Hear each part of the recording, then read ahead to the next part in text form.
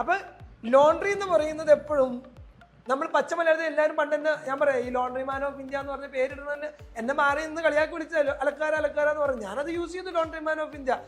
Then the laundry man of India എന്ന് പറയുന്ന ഒരു സാധനം നമ്മൾ അലക്കാണ് ചെയ്യണം. അലക്ക് ഒരു പ്രൊഫഷണൽ വേ ആണ്.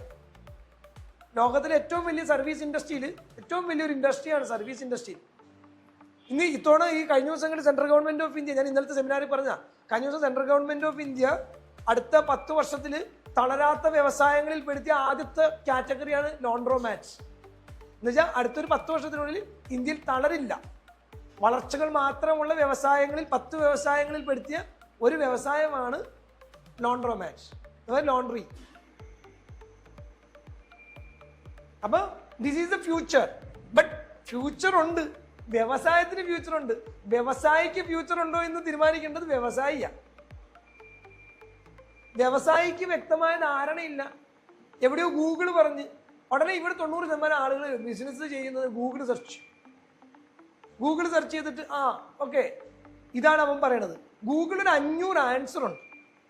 ഈ 500 ആൻസർ എന്താണെന്ന് ഇവൻ മര്യാദയ്ക്ക് പഠിച്ചിട്ടുണ്ടോ? ഇല്ല, പറയണനുസരിച്ച് ചെയ്യുന്നു. ദാറ്റ് മീൻ നിങ്ങൾ എപ്പോഴും ലോണ്ടറി ആണ്. ഓക്കെ, ഒരു അലക്ക് ബിസിനസ് എന്തോ ആയിക്കോട്ടെ, ലോണ്ടറി തുടങ്ങുന്നതിന് തൊട്ട് മുമ്പ് നിങ്ങൾക്ക് വ്യക്തമായ ഒരു പ്ലാൻ ഉണ്ടായിരിക്കണം. ഞാൻ എന്ത് തുടങ്ങാൻ പോകുന്നു എന്നുള്ളത്. ദാറ്റ് മീൻ ഇനി